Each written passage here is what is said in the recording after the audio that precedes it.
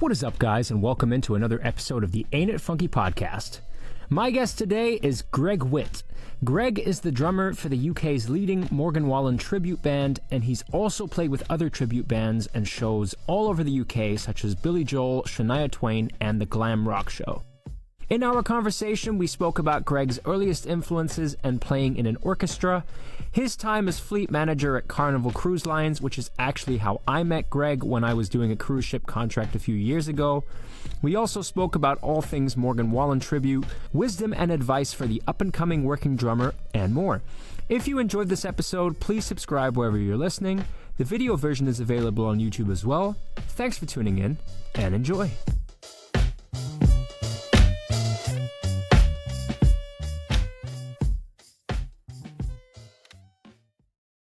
Greg Witt, welcome into the podcast. Thank you very much, Harry. Dude, Greg, I'm stoked that you've taken the time to come on my podcast. We've been talking about this for a while. And yeah, as a backstory for the listeners, you and I know each other from Carnival Cruise Lines. So I did one contract with Carnival a few years ago, and obviously you were one of the music supervisors. Was that it? I was a fleet music manager. That was actually what I was, but yeah. Same thing. Basically, that's what it was. Yeah. So what was that role like? Maybe explain what the what that role entailed. All right. So a fleet music manager at Carnival is basically a traveling supervising position. So some of my time was spent at the head office in the studios, just helping out with some rehearsals, and but majority of the time was spent actually just visiting different ships. So I'd spend between a week, 2 weeks on different ships in the fleet. So like constantly living out of a suitcase, flying up and down the States to the different ports. And I'd go on board and basically just do an audit on the music program, help, with training and development for the music directors, music managers. If there were any, issues with gear or, there were some personnel conflict issues, things like that, I'd be there to kind of try to help to resolve them, and also just, seeing what's happening and be a face for the office, for the people that were on board.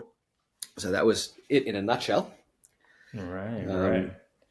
Yeah. How long were you doing that for? How many years? That particular job?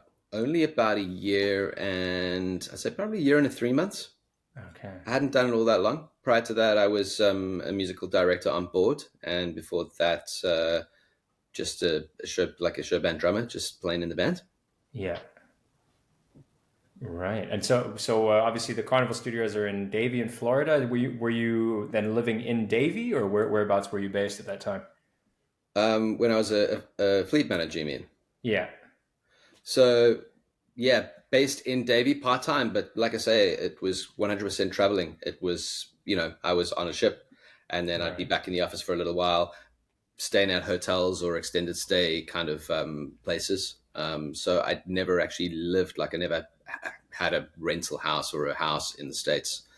It was just constantly moving. And then, after, when I take my vacation after, it was supposed to be 3 months, but I think, I probably did about 8 months solid before taking a bit of a vacation. And so then I just go back home to South Africa for, a couple of weeks, and then head back out and do the same thing.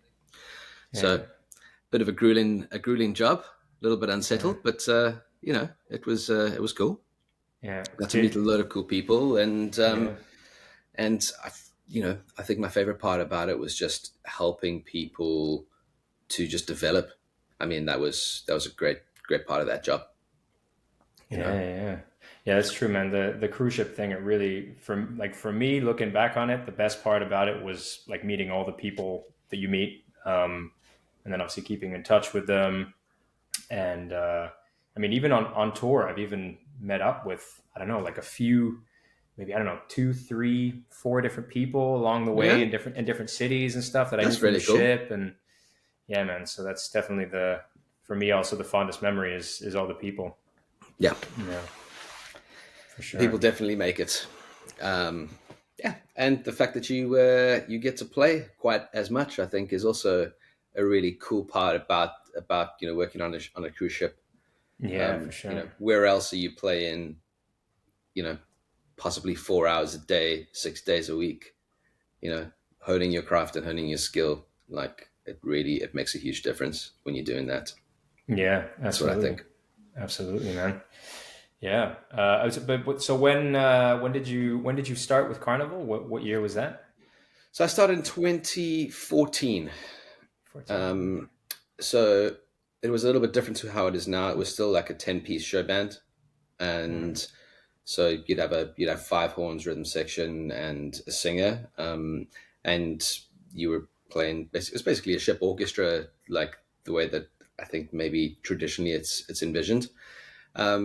But I kind of came in at the back end of an era where Carnival Cruise Line was changing their music product. So what they did is they ended up taking the band out of the shows for a couple of years, putting the show band as the party band or the lounge band, and just having like shows with backtracks and LCD screens. They cut the cast in half.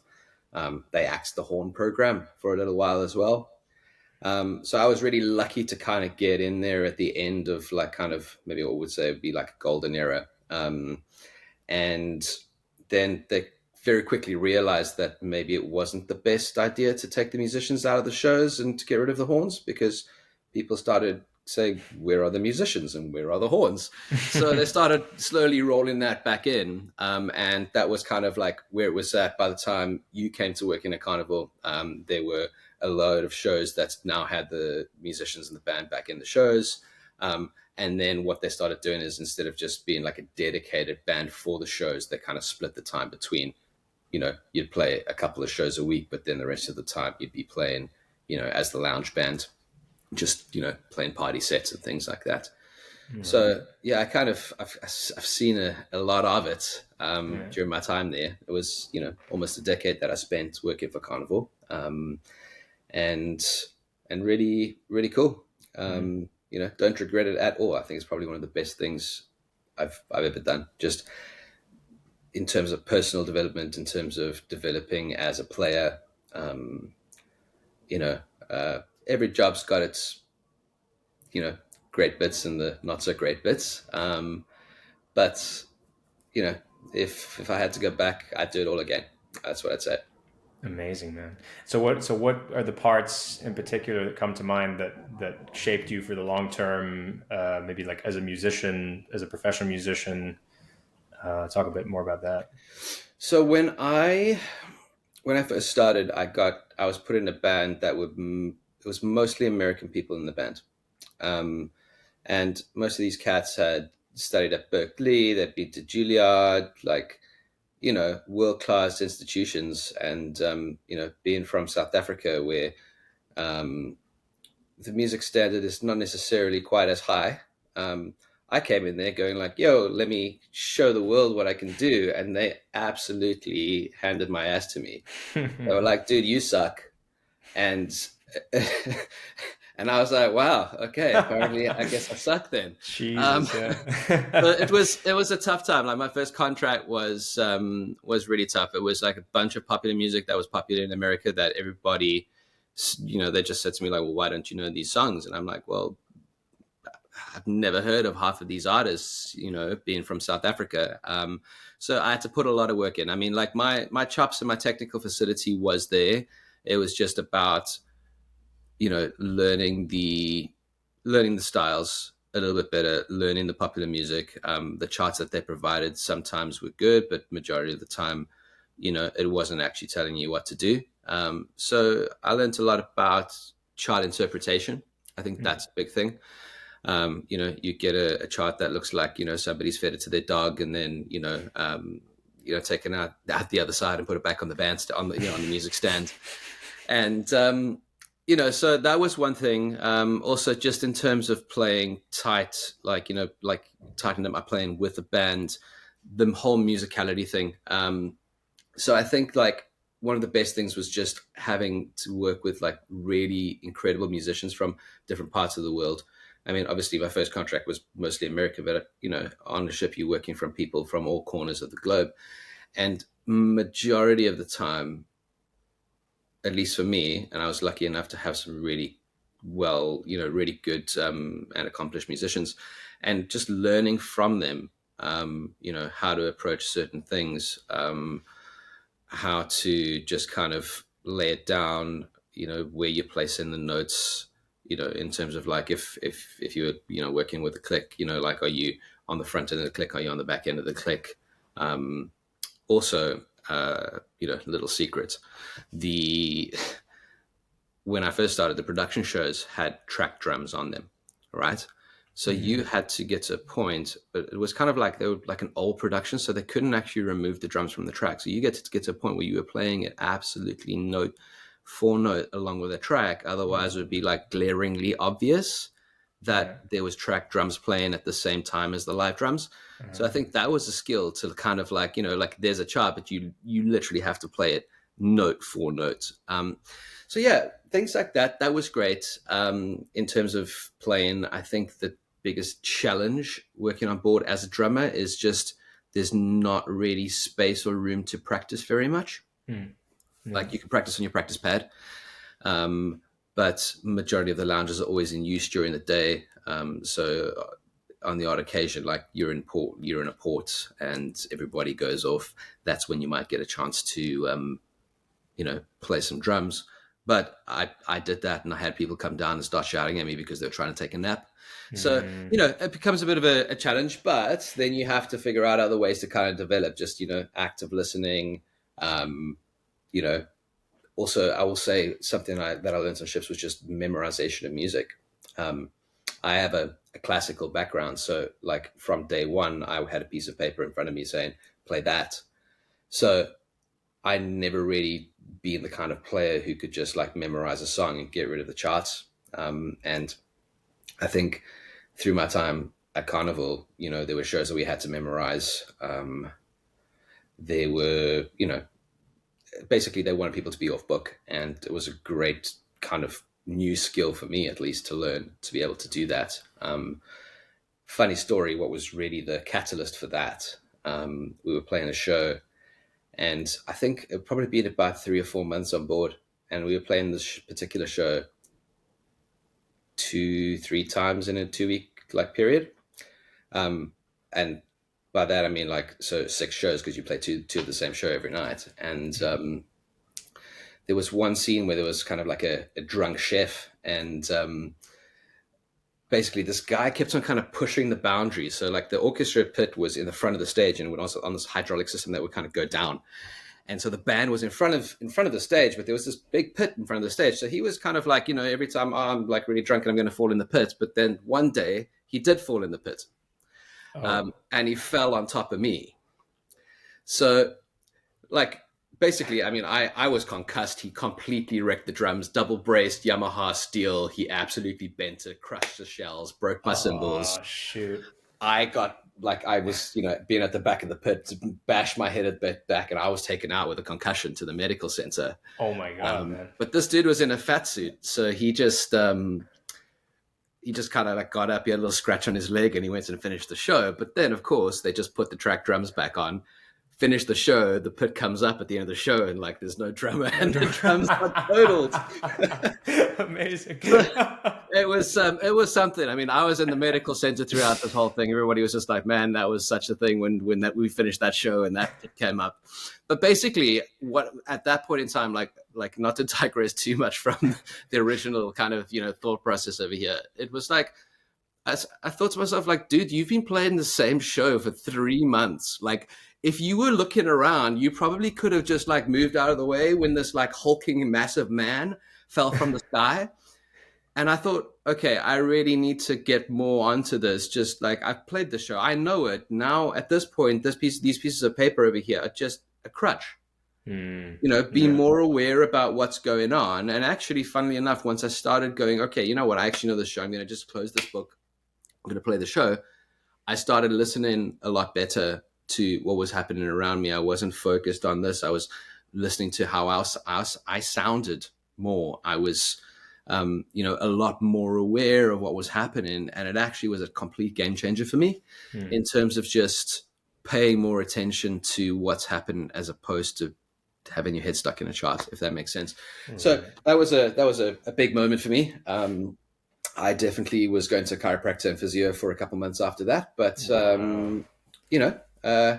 we all have our journey, and that was a highlight. Wow, man, that's an amazing story. I mean, obviously not the fact you got a concussion, but just the overall story. I guess it's also good you can look back and laugh at it. Yeah, man. But so kind of going back, going like right back to the beginning, what actually got you into drums? Who were your like earliest influences musically, drumming wise? Okay. So I was about 10 years old. And like prior to that, I played the piano a bit. I went for piano lessons, but I kind of could get by without practicing. And because I wasn't practicing, my father kind of said to me, like, okay, you don't want to practice the piano, so we're going to stop the lesson. So I wasn't playing music, for a little while. But we went to visit some of my mum's family in the UK, like in December of 2000, I want to say.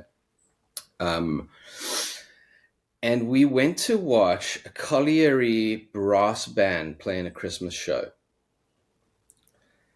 And they had this percussionist that was just wild. Like he was just like, he had a marimba solo and he'd like come to the front of the stage with like a handful of sticks and drop it all over the stage. And he was just really entertaining, but also really like, I mean, from my 10-year-old perspective, a really good player. And it looked like it was a lot of fun. And I was like, wow, that's really cool.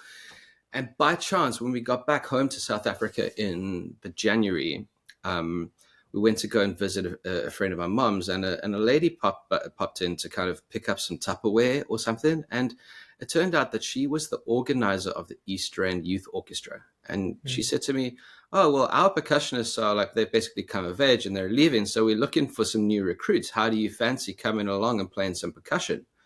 And I thought, that sounded like a really cool idea because like that guy was really cool. And that honestly is what started the journey. The next week Saturday, I was at the rehearsal and I started learning, and I took lessons from the percussionists that were there. A guy called Brad Pollock was one of the percussionists that was leaving, who's still one of my best friends. He lives in New Zealand right now, but I took lessons with him at his house every week. And basically I grew up playing in the orchestra. So, like classical background, but I mean, obviously the youth orchestra that we did light pop music as well as, the classical stuff. So there was a drum kit. But at the same time, like my dad had kind of a very like kind of tunnel vision in terms of what he thought was like good music. So like until I was like a teenager, like I wasn't really allowed to listen to popular music. Like he thought like Chris de Burgh was like the best kind of music in the world. So like we had a couple of albums. Like I remember having like Phil Collins, which was a big inspiration because he was like, a credible drummer as well as a singer, and he'd written all that music. The Beach Boys, so like Hal Blaine's playing on that and Wrecking Crew really influenced me, at a young age. But like there was time even when I was going to lessons, like my dad would say to my teacher, no, he's just doing like orchestral, like classical percussion and stuff like that. So it was like 5-stroke rolls coming out of my ears and, like that kind of stuff, which is a great foundation to have. But, part of me just kind of wanted to listen and play along to the cool stuff that all my friends were listening to. So eventually, I got to a point where I started getting into pop punk. So like Sum 41, the All Killer No Filler album, I played that to death just along with that. Steve Jocks, and then Green Day's So Trey Cool. And from there moved on to some kind of more alternative stuff, kind of while I was still a teenager before I really got into it and started exploring just like a little bit more of, what popular music is, funk music, soul, all of that kind of stuff. And then that's where I found some of my absolute favorite drummers. So yeah, a bit of a weird one. I had a very disciplined kind of like initiation to the instrument, which sometimes I do regret. I wish, I just wonder what kind of a player I would be today if I would have spent the first 3-4 years of me playing, exposed to some slightly more popular or like more musical. I mean, that's not necessarily that's a broad term, but yeah, so that's kind of the backstory as how I first got started. Nice. And I want to say, like, an inspiration for me to take it like really seriously, where at kind of the flipping point where I said where I decided I wanted to do it for a career was I was watching a documentary on the recording of the Star Wars soundtrack. Nice. And it was just when I want to say episode 2 or whatever it was that had come out. So I want to say I was kind of like 15 at the time, and I just saw this orchestra and these percussionists just like doing all this really cool stuff. And I'm like, oh, you can do that? Like, that could be your job? Like, I want to do that. Because I mean, like, I think for me, everybody in the 90s grew up on Disney movies and that kind of stuff, and the soundtracks on all those music, like on all of those movies, are just incredible. And I was like, well, I love that. I love how it makes me feel when I watch this music and I watch these movies and hear the music that goes along with it. So that's what I want to do. And that's when before that I was like, oh, I think I'm just going to go into IT, and because I love computers and all of that kind of stuff. But that was the kind of the crossroad where I was like, nah, music is going to be the way forward. Nice. And then so moving on from that, like after that, at what point did you start playing like your first professional gigs? How old were you? What kind of gigs were you playing at that time? So, like I said, I grew up playing in orchestras. I mean, we'd done, international and national tours playing with the East Rand Youth Orchestra. I think by the time I was 15, and this is leading up to the answer to your question. By the time I was 15, I was the principal percussionist for the Johannesburg Symphony Orchestra. Now, the Symphony Orchestra is not a professional orchestra. It's an amateur orchestra made up of, people that have left youth orchestras, music teachers, and just people who want to play classical music. And I was playing with them. And I want to say, so like, I was doing the course, like I finished school, I was doing the course, and I was, doing a couple of, a little bit of a band thing here and a little bit of a band thing there. But, like when you're 18, 19, like you're not really making any money from it. So like I was also teaching, I started teaching drums when I was 14. And like, so what I was doing is like in the beginning, working part-time as a waiter while I built up my kind of student base. And eventually once I had enough students, I was like, all right, so I'm teaching 3 or 4 days a week. And then, just the rest of the time trying to kind of figure out how I'm going to get into the professional scene. But with playing with the orchestra, we did the Johannesburg Symphony. We did a tour down to Durban, and I met a percussionist playing in like the Durban City Orchestra. And he said to me like, wow, dude, like you've got some chops. Like the Johannesburg Philharmonic is constantly flying me up when they need extra players. I'm going to put you in touch with Dolph, the guy who was the timpanist and basically the person booking the percussion section for the Johannesburg Philharmonic. And he did that. And fast forward a month or two after that, like I got my first professional gig playing with the Johannesburg Philharmonic Orchestra, which is basically, it's one of 3 professional orchestras in the country. And that was really cool. And I played triangle. That was my job. Amazing. And I got paid really well to play the triangle with the Johannesburg Philharmonic. And basically that kind of started it out. And after that, like I was getting booked for their symphony seasons or for any corporate things and like things like that, because I showed up with the right attitude and I could play. And yeah, so that was how my professional career started. Obviously being a kit player as well, but this was orchestral. And I moved from there, like I got an opportunity to be the dep on the production of Phantom of the Opera that was busy touring the country. Nice. So I was the dep in the Johannesburg leg of that show. And from there, I then got asked to do cabaret. So I did the tour of Cabaret, the musical, which musical theater was something that I always wanted to get into. And I was like really like happy that I'd got to do that. So I did that for a little while. And then, in between that, playing for a couple of, some bands, a couple of hip hop artists actually, because hip hop's quite a a big scene in South Africa. And yeah, so that was like, I want to say I did that kind of stuff until about 20, 2014, before I started working with Carnival. But what happened, like there was a bit of a, an economic recession in South Africa. So we went from having like 6 full-scale musicals to like having 2 for the whole year. And I unfortunately wasn't, like on the call list of the musical directors that got those particular productions. So I was like, well, I want to do something. What am I going to do? And that's when I auditioned to go and, audition for an agency that then placed me on Carnival. And that's how that happened. So yeah, that was kind of like I guess I kind of fell into it, but it was just through people that I'd met playing the scene, which funnily enough is just kind of how this industry works. Yeah, for sure, man. Yeah. And so I guess through starting in the orchestra young and stuff, I assumed you learned to read like instantly, and just, yeah, obviously probably picked it up pretty quickly being young and having a brain that can retain information quickly. Yeah. Absolutely. Yeah. Yeah. I consider myself very lucky to kind of have had that.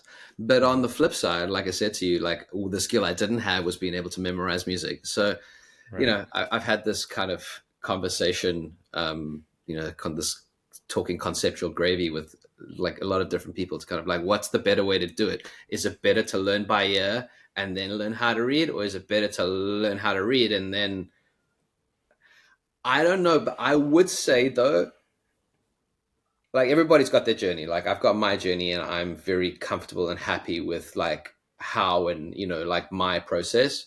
But I feel like at the end of the day, if you've had a long day and you want to kind of, just chill out, you're not going to sit down and open a book of music and read it, are you?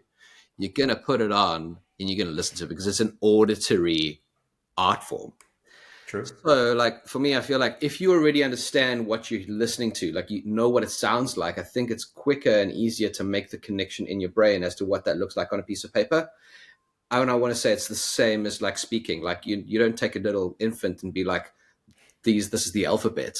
Yeah, like true. They learn how to talk before they learn how to read. And I feel like maybe it would be a quicker process because I found it really challenging doing it the other way around, kind of figuring out how to take my brain that was completely reliant on a piece of paper and, now start memorizing songs. So, that's a thing. But yes, grew up learning how to read, the 40 PAS rudiments, like, as a daily routine, practicing that stuff, practicing music reading exercises and stuff like that. And the cool thing is with that, I mean, especially particularly with percussion, is like, if you can do it on a practice pad a lot of the time, yeah, there's certain techniques with the different instruments depending on what you're playing. But if you can read it and understand it, you can apply that to whatever percussive instrument, including the drum kit. So it's definitely a good foundation that I had in that sense, and it put me in good stead for working on ships and doing the kind of work that I'm doing now. So. Yeah. And so you mentioned the 40 PAS rudiments. Is that so? What was at the time? Can you remember what was the kind of routine? Did you literally do all 40 every day, or was it actually you literally went through all of them? Wow, yeah. Man. Was it like one of those like Vic Firth posters where it just had like all of them on there? No, it was the PAS one, and I've got a copy somewhere. So basically the Percussive Arts Society had like this double-sided thing that had like your single and double stroke rolls on the front, and then there was like a couple of paradiddle variations on the bottom, and then you flip it around and it had all the flam and drag rudiments on the other side. And so like, I think my daily routine would be basically just practicing single stroke rolls in the beginning. Single stroke rolls, just like pushing speed, like an exercise where I'd start slow, speed it up until I kind of got a bit of a speed wobble, and then bring it back down and just constantly pushing that. And then what I'd do is I would go through the 40 PAS rudiments, and then I would pull up a reading exercise and just do that. That would be my like practice pad session that I would do. This is before I started working with my proper teacher and mentor after I left school and started my course. And, where he would then just give me a whole load of other stuff to practice. But like growing up, like when I was still in school and a kid, like that was what I was practicing. And I mean, like consistently practicing it from like the time I was 15 to like 18. I mean, before that, you know, I also wanted to go play outside and play computer games and, you know, do all that. So, you know, you got to, like, I wouldn't say that I was the most disciplined child. There were definitely like summer holidays where I didn't touch the thing at all. But, you know, I think everybody's probably, you know, I don't think I'm alone in being that. And I think that balance is also really important, even now as a professional musician. Like, you got to do life things as well. You know, practice. I mean, okay, listen, right now my practice routine is not, there's nothing to talk about. Like, I'm, you know, like, but, you know, I feel like also you have times, where like sometimes you've got the bandwidth or the capacity, the brain capacity, or like the emotional capacity to really do some proper shedding. Other times, like when you're busy, when you're out touring, when you're doing things, you don't necessarily have as much time, but at the same time you are playing. So, you know, there's different parts of music that you're honing while you're doing either. And sometimes like you just got to sort out your tax returns, man. Like, yeah. and and that's what you got to do. You can't be like, you know, practicing your paradiddles when you got to get this done. So, yeah, you know, you do not anyway, so that's my take on it, at least. Right. All right. And so when you used to practice, or, you know, in your seasons of practicing, because I love to ask people, because everybody has kind of an individual way of how they approach practice. Have you been somebody who's more like keeping the practice log with the BPMs and noting stuff down, or is it kind of finding stuff on the fly, playing, finding stuff that maybe didn't work, repeating that? Like, what's the process for you practicing wise? So I would say practicing and keeping, like, I feel like I would always use my rudiments and like stick control. I know that you're a massive fan of the stick control book. So stick control and accents and rebounds. Nice. Two incredible books that I would always use I'd always use that as a work, like a warm up, let's say. So I'd spend 30 to 40 minutes on that when I'd practice. And like, I mean, there was a time where I was practicing, you know, like, you know, this is after leaving school. I was at it for, you know, between 4 and 6 hours every single day. So I'd start out with technical stuff on the pad, you know, even if it's like, I'd try, you know, it's always good to put some extra, you know, stuff in, because I mean, you don't want to just be playing the same thing over and over again, because you're not going to get better if you're not introducing new material, new concepts. So I mean, stick control is great, because at the end of the day, it's just, you need to get that stuff to become second nature. So the more you do it, the easier it's gonna be. But you know, so I'd do that, and then I'd work on some independence or groove exercises, and then like whatever track or like music I was trying to like work on at the time, like I kind of do that at the end. So like I was quite disciplined when it came to that. Like I wouldn't just kind of be like, all right, like I'm just going to play along to some songs or whatever. You know, and okay, on the occasion, you know, like, you know, I just want to play this and let's see how it goes. But I kind of do the foundation kind of building stuff always first, and then practice. And obviously, like, you know, when I was doing some exams or whatever, like sometimes you just got to practice the stuff that you need to practice. Okay, I've got this performance piece to play, or like I'm playing a concert, so I need to practice that. But that would be my approach. So like stick control, accents and rebounds, but also a really incredible book for rudiments is the Savage Rudimental Workshop by a guy called Matt Savage, who is he's like a marching band player and a band director. And the cool thing with that is that basically there's exercises to kind of show you the motions and the movements for playing all of the 40 PAS rudiments. And there's, you know, tracks to kind of show you what it should sound like and everything like that. But at the end of every single exercise for each rudiment, he's got this piece with a play along track. And it's much more fun than just sitting there hammering out your paradiddles and your flams and your, you know, pats of flies and all of that stuff, you know, just to a click, you know, or a metronome. Yeah. It makes it a little bit more exciting. So I really like, that's a book that I recommend to anybody to kind of just, you know, if they want to hone their the rudimental side of their playing. That's a really good book, you know, and that, and then a book called Bass Control by a guy called Colin Bailey. It's also a really good book because it's for your feet. Because I mean, we spend as drummers a lot of time practicing on a practice pad, right? But like, I mean, I know that my feet were neglected for the longest time. And what it is it's kind of stick control, but for your foot. Nice. And what it does is it then starts incorporating basically playing what you'd say is like the paradiddle variations or whatever that you have in stick control between the hands and the feet. And I find, like, for me, it's a great book.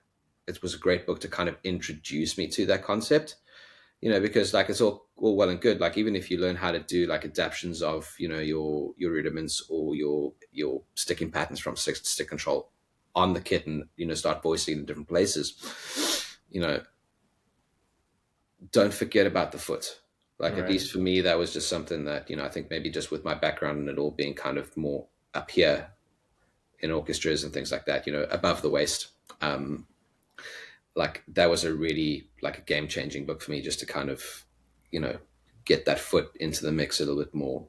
So I say those are like probably my favorite fundamental rudimental exercises. Right now I'm working on the Gadamant's, Steve Gadd's nice. Great book. Yeah. And it's something that I slept on for a long time. A lot of people would say to me, yo, dude, get onto this. And I was like, yeah, I'll get there at some point. But yeah, I open it up and I'm like, actually, this is really refreshing. It's really fresh. It's a nice take on stuff. So that's kind of what I'm doing now.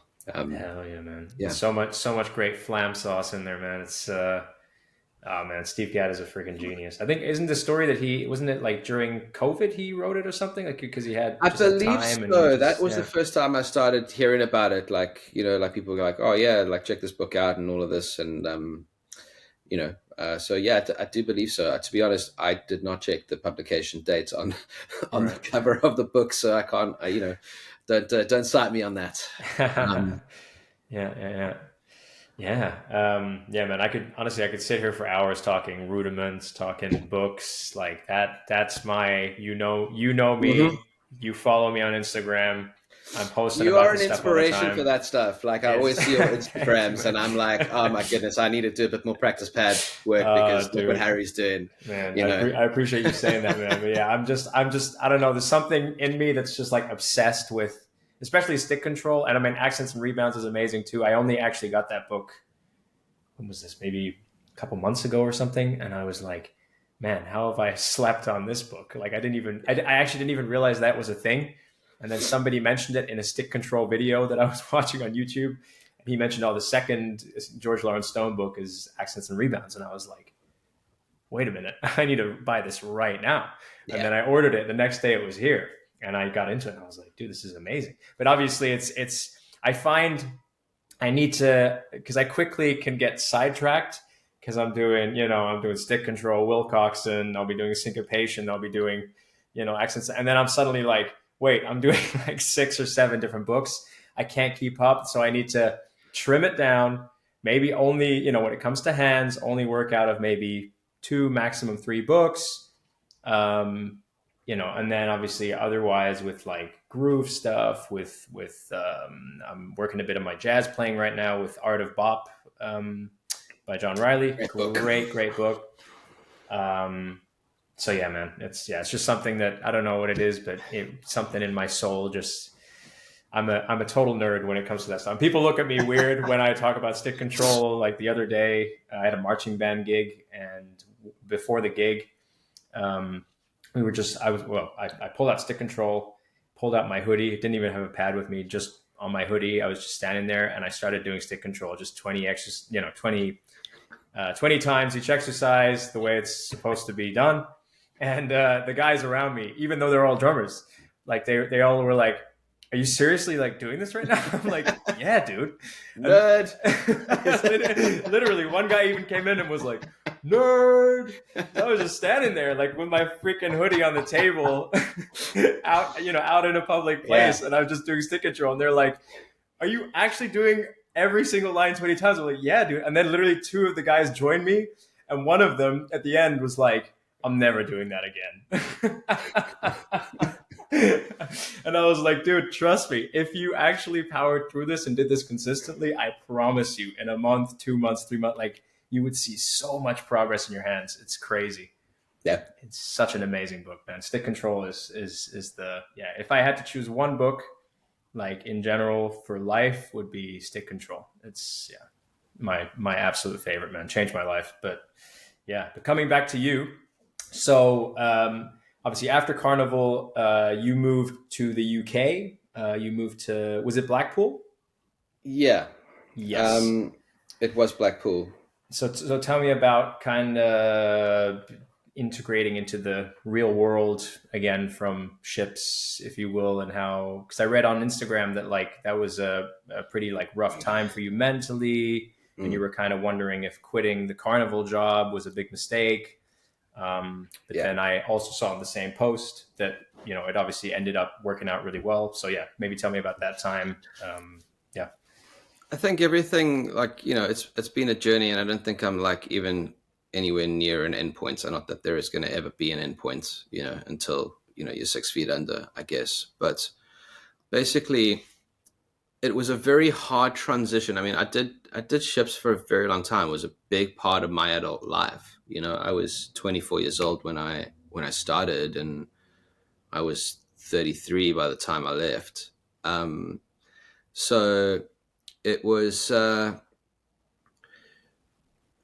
adjustment moving back into the real world. Also because, like, I mean, you know this from being on a ship, but a ship is kind of like this, it's its own world. It's like these little floating villages that are completely disconnected from the world. So doing that for such a long time, I mean, like, I used to take very short vacations. I'd be spending maybe 2 months out of a year at home in South Africa for the time. I mean, obviously COVID kind of made everybody have to stay at home. But like, that aside, when the ships were in operation, that was like what I was doing. So, you know, I missed out on a lot of stuff. Like ships don't have great internet. Like, you can't just be streaming YouTube, you know, like, and when I started, like, you had to buy minutes, and you could barely load like a WhatsApp message. Like, it was, you still buying call cards to call home, you know, like on the phone.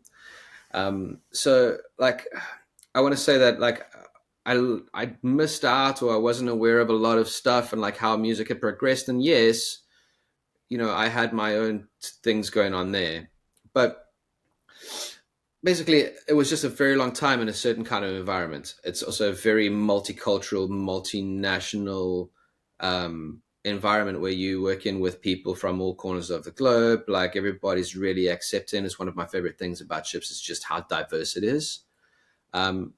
And then just kind of moving back to the real world. But I didn't do the easy job. So like, I quit my job at Carnival. I went back home to South Africa, sold up a load of stuff, packed a container, and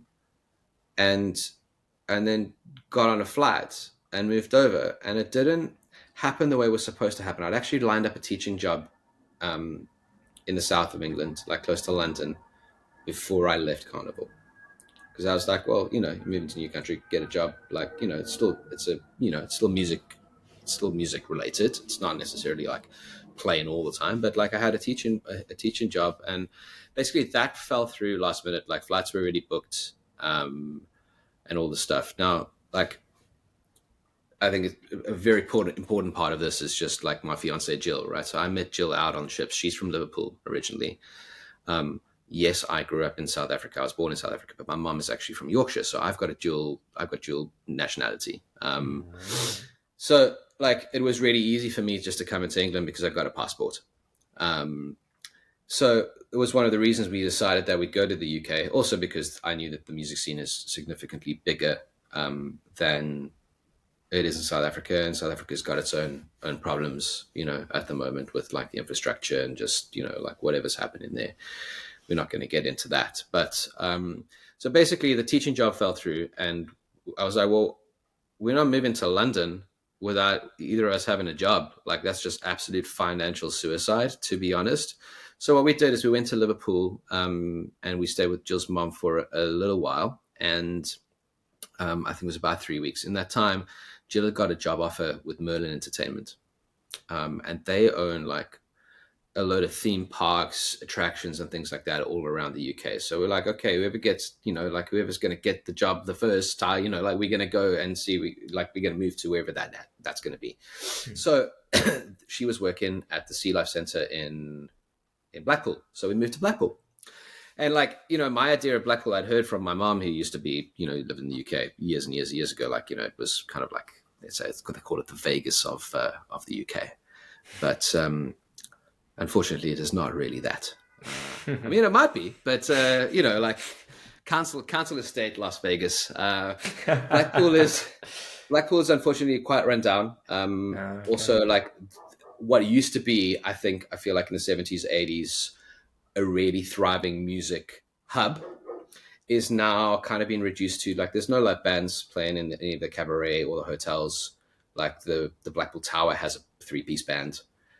So it's kind of like it's backtracks and singers with microphones. And also what I learned being there is that the fees that the cats are getting paid to play in these hotels and stuff like that haven't changed in the last 20 years. They're still getting the same fee that they were getting 20 years ago, man, which is crazy. And you can kind of understand kind of like how it might have kind of degraded in, like, I mean, at the end of the day, like things don't cost the same amount of money that they used to cost 20 years ago, like that might have been a good fee 20 years ago. And you could probably, put down a deposit and pay off a house, but not anymore.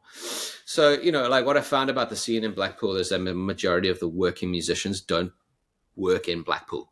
They tour outside of Blackpool and they just go and play elsewhere. I mean, the cool thing is Blackpool is close enough to Manchester. It's close enough to Liverpool. So you've still got those two really big hubs that you can get to.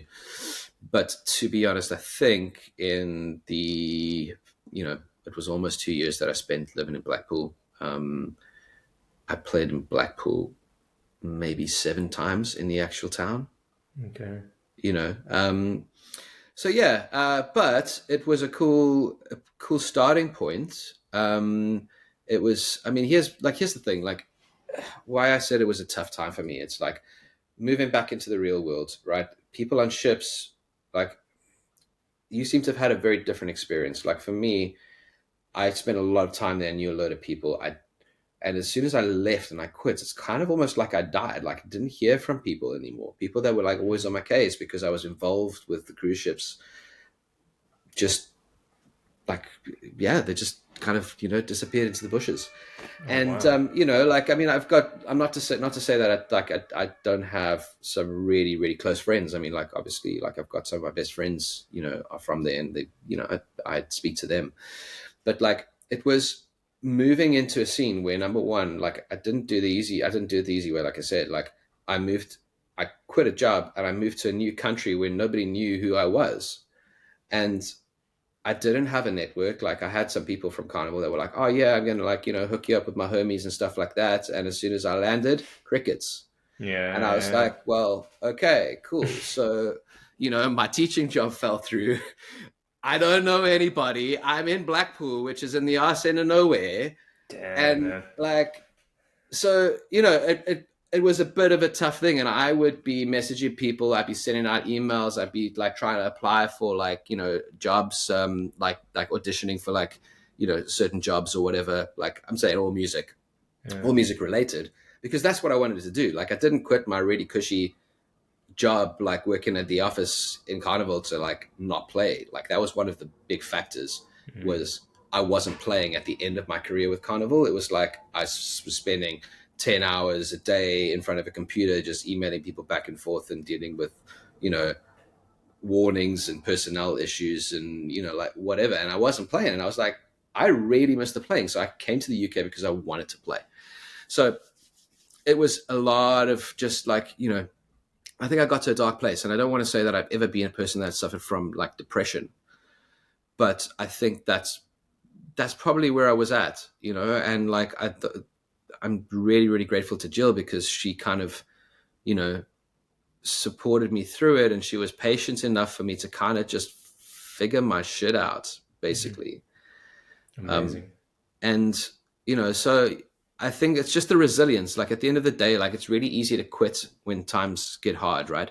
But at the end of the day, like I've always had this, and this has been like, if I say I'm going to do something, I have to do it, because my word has to be law. Like I don't mess around with stuff like that, because I know that if I speak it and say I'm going to do something, I have to do it, because otherwise I'm just basically bullshitting myself. Sorry, I don't want to get too like profane. No. I don't know. I hope there's not too many kids watching the podcast, but basically, it's like the only person you're bullshitting is yourself. Like if you say you're going to do something, just go and do it. And like I've always had that kind of mentality, and like this was really hard, because up until that point, things had kind of flowed, but also it was a change of pace, and I think this was a big part of it. Is like things are so fast paced on board, and when you're working on a cruise where, like, even when you're in the office, the thing is operating 24/7, you can get things done at an absolutely astounding rate. But yet the thing is, the real world doesn't operate at that speed. Things take a lot. It's slow paced. Things take a little bit longer. Like, people on cruise ships are used to like new people coming in, and then like all of a sudden you're best friends and like you trust them to do the job that they've been hired for. People are a little bit more wary about letting you into their circles in the real world, because it's a slower pace. And it was a very big thing for me to get my head around. Also, just realizing how far in advance people get booked for gigs in the UK as well was like a thing. So I thought, oh yeah, I'll get in there and I'll pick up some gigs. But like I got offered some gigs, but they were like 6 months down the line. And I'm like, yeah, I had savings, but like 6 months is a long time to like, for the savings to last. And so like, I was picking up gigs here and there. Again, incredibly grateful for Jill, because, she supported us through a lot of that, until I started getting traction. And the thing is, I'm very confident in my abilities. I learned a lot, and I'm a solid player. Like, listen, I'm not going out there telling everybody that I'm the best player, around, but I can hang with any band. I can do the job. I'm very versatile because of my prior experience. And like, I haven't been on a gig where I haven't got another call to come back and do that gig. But it was just about kind of getting a foot in the door. Like, if no one knows you and you're just some random dude from South Africa, like in a new country, it was a slow going. And like, so I want to say, like, prior to that, I'd always only worked with really large corporations or organizations, right? Johannesburg Philharmonic Orchestra, the Peter Terrine Productions that did all the touring shows. Carnival Cruise Lines was a massive show. Every now and then when I'd be back in South Africa, I'd work with kind of like bigger, larger organizations that contract you in. This is how it's going to work. And I always somehow knew somebody that was involved. So the whole networking and hustling thing was a part of, like, it's something that I had no idea about. Like, how do I make contact with people that would potentially give me work? What do I say? And I'll tell you one thing, sending emails does not work. There were weeks where I just sit there just like emailing everybody and like whatever. But this is my corporate, like, carnival, like, manager brain that was kind of trying to do that. But it doesn't work like that. And I had to learn all the stuff, how to hustle, how to network, like, how do you get gigs, right? And I will say, I don't tell a lot of people this, but to be honest, it was an absolute game changer. And I'm going to be out here. There's a guy called Matt Starr. I don't know if you've ever heard of him. Yeah. So I signed up and I bought some of his courses. Okay. His networking course, his Grow Your Mindset course. I'd love to do one-on-one coaching. Like, it's a little bit out of my budget at the moment. But like, I feel like I'd probably love to do that. But I will tell you, the stuff that he has to say on that, absolute game changer for me, just in terms of networking. And I'm like, I had to think back, and I'm like, whenever I got my biggest breaks, it's exactly what he's telling you to do. But like, somewhere along the line, I'd forgotten that, or I'd never like kind of put two and two together and gone, hang on a second, this is the formula. Right. So like, that was a real help in terms of me kind of becoming an incredibly busy, like, freelance musician up in the north of England. I've recently moved down to the south, so it's kind of like starting again. Like, I'm based just outside of London right now. Jill and I moved down here like I want to say 7 weeks ago. But like, I'm not scared because now I know how to do it. I know how to network. I know how to hustle. And like, you know, I was always kind of like I had no problem talking to a new person. You know, I know some people kind of like they don't have that, but it's always, I was never always like that. Like I was a very, very withdrawn kid. It was a skill I had to learn. Yeah. And it's like kind of Matt Starr kind of went, hey dude, you know all these things, but like actually this is the way that you should go about it. And I was like, amazing. So that was a thing. And I feel like that really, really helped. And I got really busy, like to the point where I was getting like 3 or 4 phone calls a week. Like, hey dude, can you do this gig? And I'm like, sorry, man, I'm already out. I'm like, wow, man. Like it was great. It was great to have, to be in that position. And like one thing, like, I mean, a lot of my work that I've been doing is with the Morgan Wallen Tribute, right? So yes. I play with, I mean, the tribute scene is huge in the UK. So there's a couple of different tributes that I've been playing. I've been playing with the Billy Joel tributes. I play on 2 kind of tribute, like let's call them themed tribute shows that with the Entertainers, which is a big production company in the UK. I do like an 80s rock kind of show as well as a glam rock show with them. But Morgan Wallen Tribute kind of has been taking up 80% of my diary at the moment. And like how that gig happened is I went to a studio called Rock Hard, which is like this incredible gem just like hidden in Blackpool. So I did a rehearsal there and I walked in the door and I was like, how does this place even exist? In like what is this place? Like, how is it? This just seems like it's completely out of place. But it's incredible. They've got great facilities, really nice people. Like Dan, the guy that owns it, is an absolute like legend. And it's really great facilities. So I did a rehearsal and I came and I hit him up on Instagram and I was like, yo, dude, I would really love to chat just to know a little bit more about the history of this place. I'm kind of new to the scene in Blackpool. So I just met him for a coffee the one morning. He was telling me about the studio. He was asking me kind of about like what my background is. And I was like, yo, so like I'm new. So if you hear of anybody that is looking, you know, for a drummer, you know, please keep me in mind. Anyway, Matt, who runs the Morgan Wallen Tribute, got in touch with Dan, who just happened to need a drummer. Like this was a couple months down the line. And he called me and I was like, you know, at this point, like I had space in my diary and I said, yeah, let's do it. So we like, you know, we started the Morgan Wallen Tribute. And so like, it just kind of goes to show about like, you know, it's always the people, you know, like this industry is people. It's talking to people, getting to know people and just being cool. Like you don't walk in there with an attitude. And I keep on trying to say it to everybody, like particularly younger musicians, you got to stay humble and you just got to be cool. Like, yeah, you've got chops. Yeah, you can play, but like no one gives a shit actually. Like, yeah, you've got to be able to do the job, right? Yeah. But like, if you're the absolute best drummer in the world and you've got a big attitude problem, like you're not going to work, man. Like that's it. You just got to be cool and you've got to show up and deliver. Like obviously self-confidence. I'm not saying like, you know, be self-deprecating. Like you've got to have the self-confidence that when you sit in the seat, you're like, all right, motherfuckers, this is where it's at. But you've still got to be cool, you know? And so that was how the Morgan Wallen thing came up. And I just luckily happened to be in Blackpool and Matt he's based in Cleveland, which is like 20 minutes up the road from Blackpool. And that's how that thing started. So, yeah. Sick. So you're actually like a founding member, like you started right at the beginning. Yeah. Amazing, man. Incredible. And so what did the first gigs look like or I don't know, run me through like you guys putting together a set list and then... So it was bizarre. All right. I mean, I'm not like, here's the thing.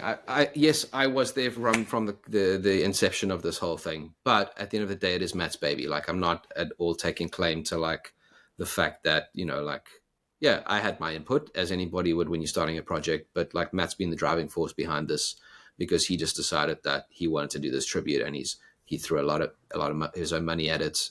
He put a lot of work into it. But basically what we did is like, you know what we're going to do is we're going to learn a couple of songs. We're going to throw together a promo and see if this is actually something that people might actually want to book. But for some reason, it's so weird. Like the American country scene, like the country music is like, there's a massive scene for it here in the UK. It's like huge. It's got such a pull. And I find that absolutely bizarre. I mean, I love it because like, I love country music. So I was like, this is cool. So like when Matt called me, he's like, "Hey, do you want to do this Morgan Wallen thing?" And I was like, I know a couple of Morgan Wallen songs. Like, yeah, like let's give it a go. Because also me wanting to learn, like, how do you do that? How do you start something like this? Because again, like I said to you before, like I've always just jumped into a really big established organization. So I was like, okay, let's give it a shot.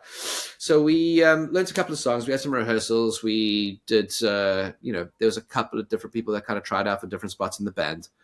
And eventually that kind of was like, all right, this is going to be the band. Learned a couple of tracks. We went and recorded like our version of it at Rock Hard Studios. And then we utilized the can't even remember the venue now. Anyway, big theater in Blackpool that we used to do the promo.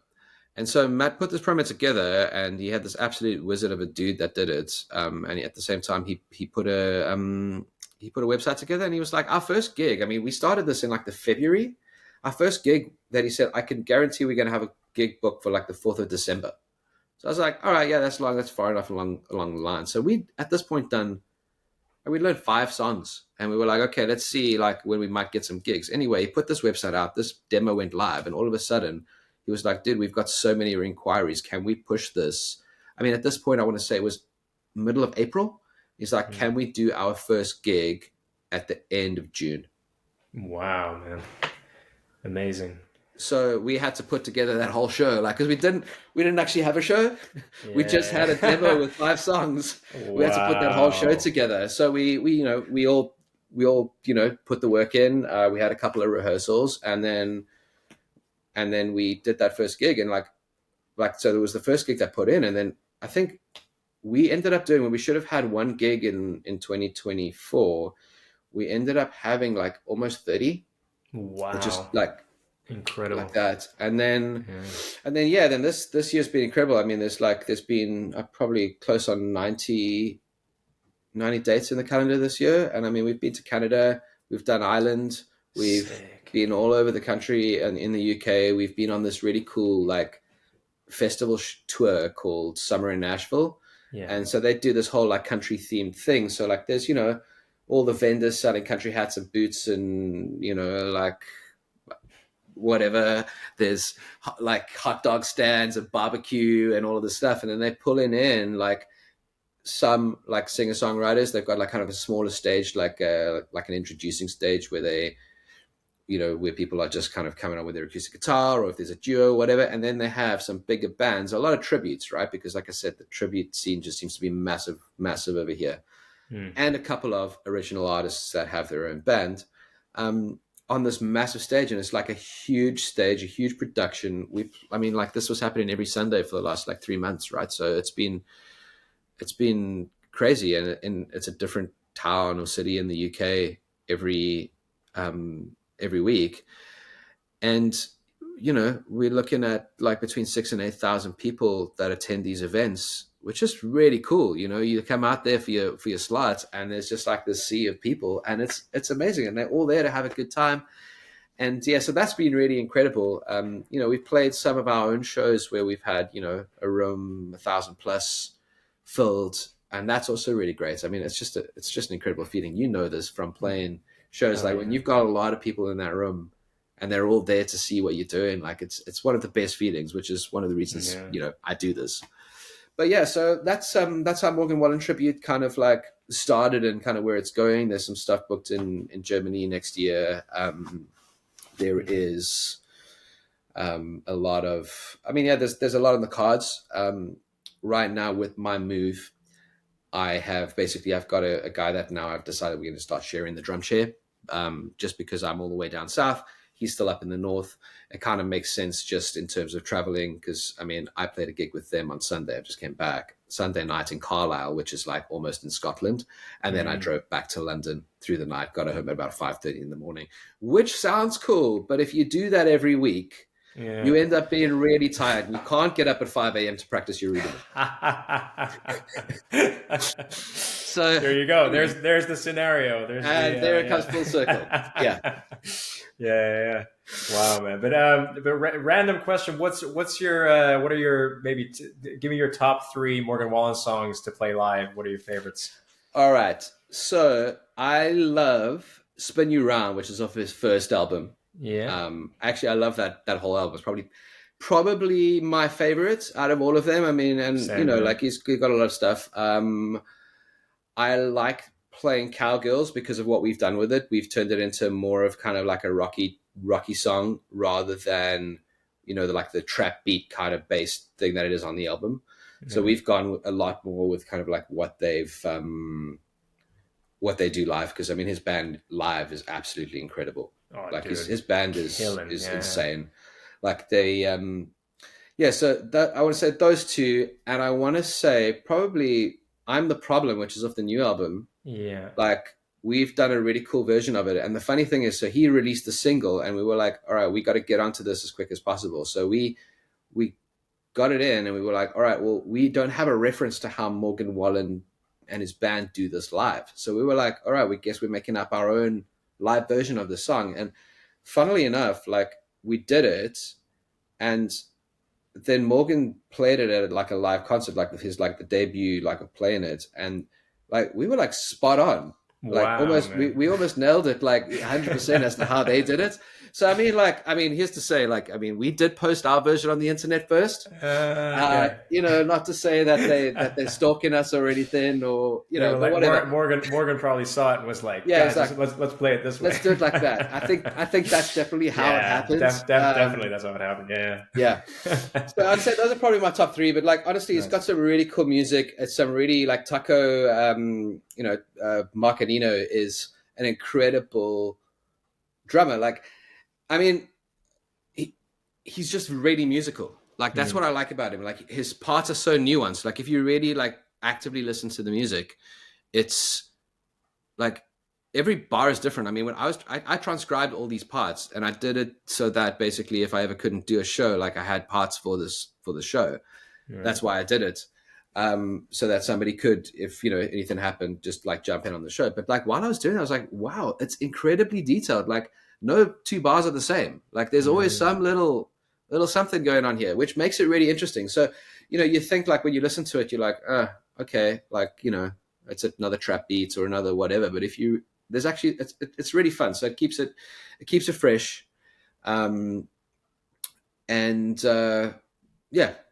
that, that's what I'll say. I mean, it's its own genre. It's kind of like, it's not exactly country. It's not exactly hip hop. I mean, he's redefining it as he goes along. He's doing some crazy stuff. Is it my absolute favorite genre to play? Like, I really like something that's got a lot more groove, like funky kind of stuff. Like that's kind of what makes me tick. But this is still a fun gig. I mean, it's music, right? You play music and it's country music. And, we try to make it as groovy and as funky. Well, not really funky as it's a country as we can. Yeah. Nice. And are you guys on Click Live? Are you working with tracks, or is it all completely live? So it is it's quite a track show. And the reason it's tracked is because of the production of the songs, right? So like, it's just a typical kind of like overproduced Nashville kind of music, right? Like if you listen to like the music, there's like, 5-6 guitar parts on each track. And yeah, we could just do it. I mean, we've got a 5-piece band. So we've got acoustic guitar, electric lead guitar, bass, drums, and then obviously Matt as a singer. But there's a lot that's missing. So the issue is just kind of like with the like let's say budget bracket that we're at now, like we don't necessarily have the budget to pull in 2 or 3 more players for the band. So tracks kind of became like, just to give it that stuff that we physically can't do. Also there's like percussion tracks and stuff that are layered on top of what I'm doing. So it's quite tracked. I mean, like there's some of the songs, and like, I mean, there's been times where the playback system has died halfway through and we'd have to finish the show live. So it's like, we can do it, but the production value of it is just a lot more. So we're running QLab. I fire off and I run QLab from behind the drums. And we've kind of split tracks in ways that, like, you know, we've got like, you know, little crowd engagement moments or whatever we need to do in maybe in the middle of a song, and like I'm firing the click back up, or it's dropping out or whatever. So yeah, it is running like that. But at the same time, it's like, it's also running video. So like when we're in a venue that has video, we've got like animation, because Matt, on top of being like the, you know, a really great singer, is a very, very creative artist. So he's done all this artwork for the show that is running like these videos and stuff like that on that's running through the QLab when we're in a venue that has a screen that can do that, which is really cool. So it's a really really cool production, like in its entirety. Obviously, we can't do those parts when we're playing a 45-minute slot at a festival, but like our headliner shows are, you know, it's definitely something to see, and people seem to enjoy them. So are you guys coming to? You said you're coming to Germany. Do you know if you're coming to Berlin next year? Maybe. I think that Berlin is definitely there. Don't ask me the date, and don't ask me where. Right. So I'll have to look that up. Yeah, we'll have to look. I'm not actually sure it's out. I'm not actually sure it's out on the internet yet. So this is okay. Yeah, I know that it's been spoken about. There's pencil marks in the diary, but I don't think it's out on, you know, for general. Yeah, actually, that's not true. That's not true, because I know we've sold tickets. Okay. Yeah, there's tickets being sold. There's been tickets already being sold for the shows. Okay, so if you're coming to Berlin, I'm there, man. I want to see some Morgan Wallen. I want to see you throw down. I've never gotten to see you play live, so yeah, man, it'll be sick to see that, man. Yeah, absolutely. Hell yeah. And tell me about the you briefly, because you told me a story. We had a phone call at some point. I think I was asking you about, you know, how to play different country styles authentically on drums and whatever, because obviously I knew you were playing a lot of country music. And you told me a story that Taco actually followed you and like gave you some advice on something. Is that right? So I think there's two stories that have you kind of turned into one. So the story I told you was about the Sweet Caroline story, which I'm going to tell because I feel like it's a really good story. But yes, Taco does follow me on Instagram. I mean, I followed him and I was kind of just, you know, posting about us doing this thing, and he followed me and he just seems to be really interested. And like, I've asked him about some things, like, and he's been pretty responsive. I mean, obviously he's a really busy, I mean, like, you know, playing for like probably the biggest artist in country at the moment. So like he responds when he can, and he seems to be a really nice dude. But like there's been things I'm like, you know, I've said to him like, yo, dude, like how have you done this on the recording? And like, I don't want to give away all his secrets, but basically he's been really cool by saying to me like, oh yeah, this is actually how we've done it. So like basically you can't do that live because it's like studio wizardry or whatever. So when I do it live, this is the way that I approach it, which has been really great. And like, you know, kind of bizarre that like, I mean, you know, when you think of a tribute, like, yeah, there's a lot of people think to attribute to an artist that's already passed, you know, like, but like we're a tribute to a band that's still going and an artist that's still like, you know, producing new albums, which is a challenge in itself, because like once we think we've got a good repertoire, he just goes and drops another album, you know, you've got a whole bunch of more like new stuff to learn. But like, it's really cool. And like Tucker was really, really nice, because I actually, like we managed to hook up a meetup for Matt. So Matt had his wife surprised him with tickets to a Glasgow show last year to go watch Morgan play.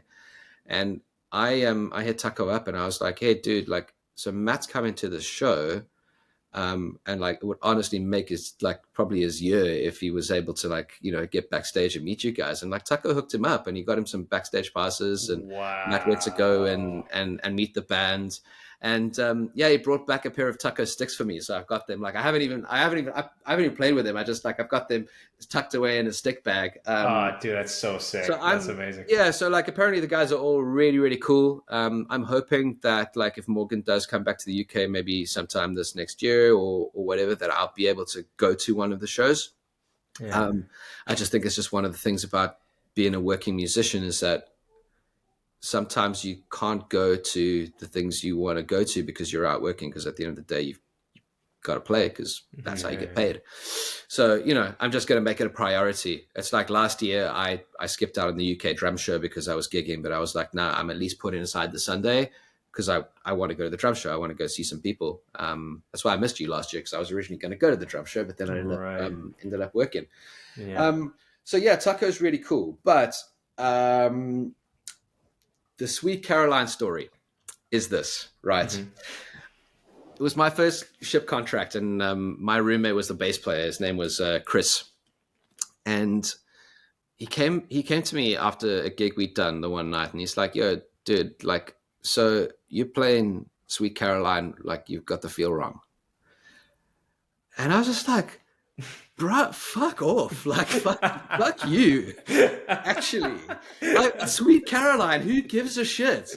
But he said this to me, and this was an absolute game changer, right? He's like, "Listen, every American like that's been to a karaoke bar has sung this drunk at one point in their lives, or even if they weren't drunk, they've sung this song. They know it really well. So if it's not right, it's wrong. They see it as wrong. And maybe you being from Africa, you're not as familiar with the song, but to be honest, like it's kind of almost like the national anthem. So what I want you to do now is I want you to get your ass out of this cabin, go up to the top deck, and I want you to listen to Sweet Caroline on repeat 10 times before you come back in this room. Otherwise, I'm not letting you back in. And I was like, all right, dickhead, fine. Let me go and do that. So I went up and I did it, and I started listening to it, actively listening to it. And I listened to it once, and I was like, yeah, what's wrong here? Then I listened to it again, and I was like, oh, hang on a second. So there's like, the drums are slightly behind, like in the pre-chorus, and then the bass drum pattern's not exactly shuffled. It's actually kind of like a weird quasi-shuffle. Mm-hmm. And like, this is Sweet Caroline, right? That everybody knows. But I actually actively listened to it for 10 minutes. I came back and I was like, okay, like I apologize for calling you all those names, because I understand what you were talking about now. And after that, my approach was to play it like that. So this kind of introduced the concept of active listening. And I feel like this is something that a lot of drummers, particularly a lot of musicians, can benefit from. And this is what I was telling you when we were talking about how do you develop those feels that you get for the country music. It's active listening. So like you can put a click track on and you can play a groove, right? Like you can play it exactly, nailing it, and you can be like, sound like a machine, which is not really musical. Like, like I feel like my worst, when I've been in a recording session, like the worst outcome I've seen is when the producer's gone and quantized my drums, because it sounds like, well, why don't you just go and program the beats? So here's the thing with active listening. There's always some nuances in terms of where you're sitting behind the beat. Are you sitting in front of the beat? Are you sitting on the beat? And like the guys are like, it might not be consistent throughout the whole song. There might be a section of the song where it slightly falls behind, where it's slightly in front. Also dynamics. Where's the what's happening with the dynamics? Where is the song kind of going, and how? And also, what is the relationship with the drummer to the bass player, the guitarist, whoever else is in the band? Like, is the drummer locked in with the bass player on this particular track? Or is the drummer slightly behind? Or is the bass player hanging back and pulling it back a little bit? There's like, if you actively listen, and this is what I'm saying about active listening, is like, don't listen without any distractions. Don't just put it on while you're washing the dishes, or like even when you're driving, right? Like, yeah, you can listen to music while you're driving, but you're still paying attention to the road, so that, because you've got to, like, that's what you got to do. So just having it on in the background might familiarize yourself with it, but you're not really paying attention to like kind of the nuances of the music. And I feel like it is an absolute game changer if you start doing that. So if I'm learning a song, I will transcribe that song. I won't have a drumstick next to me. I won't have like, I'll have my kit if there's some like complicated like thing or fill that I need to work out. But typically what I'll do is I'll just sit and I'll listen to it. I'll chart out kind of a form structure and really listen to how that song or how the part fits in with the rest of the song. What's the feeling that it's creating, so that you can recreate that. And the thing is, like now I'm in a habit of doing this. This concept was kind of like introduced to me quite a long time ago. But I feel like once you start doing it, absolutely changes the way that you approach playing a song, particularly if it's a cover, or if you're playing, I mean, like if you're in an original band, like you've got creative freedom, right? Or if you're playing whatever. But just to know like where you can deviate, if you're playing somebody else's music, where you can deviate from the original part, or where that part needs to be exactly where it needs to be. And even if you deviate, doing so by keeping the right intended feel and like keeping the integrity of the song there. And I feel like active listening is a huge thing. Like I didn't take lessons on how to play country music. I just really got into it and started listening to it a lot.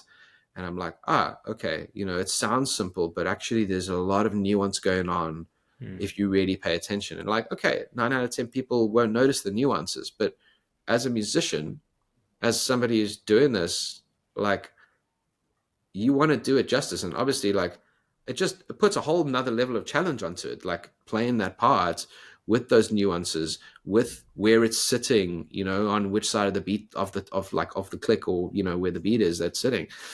And I just feel like that's just, try it. Like if there's anybody listening here that's like really just, hasn't heard of this concept before, or hasn't really done active listening, where it's like they've actually just done that and not thought about something else, or watch it, or doing any distractions, just actually listening.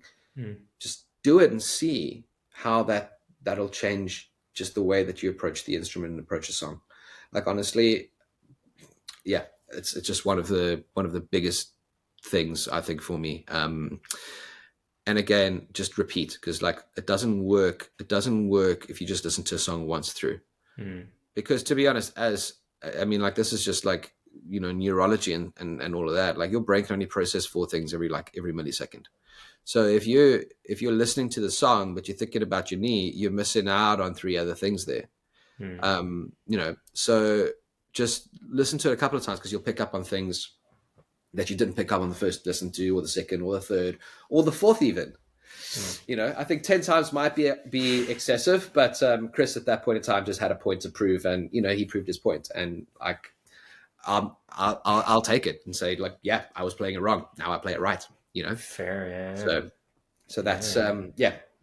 I think in the age of distraction, in the age of ultimate distractions everywhere, it's as you say, it is easy to be like, oh, I've got some songs to learn, and while I'm washing the dishes or while I'm cooking my dinner, I'm just gonna put my Bluetooth speaker on my phone over here and just listen to it, and I'm listening to it, but then it's, as you say, it's not actually, you're paying attention to chopping up the chicken, or if you're driving, you're paying attention to the road. But whereas, as you say, it's actually putting on headphones, sitting down, no distraction, really like honing your senses in on exactly what's going on in the music. Listen to it again, and then that's the thing. I also with absolute masterpiece albums, I find that to this day, like somehow what makes them a masterpiece is that I still hear new things every time I listen to it. When I'm like actually listening with both headphones, I'm like, wait a minute, I never quite noticed this thing, or I never quite,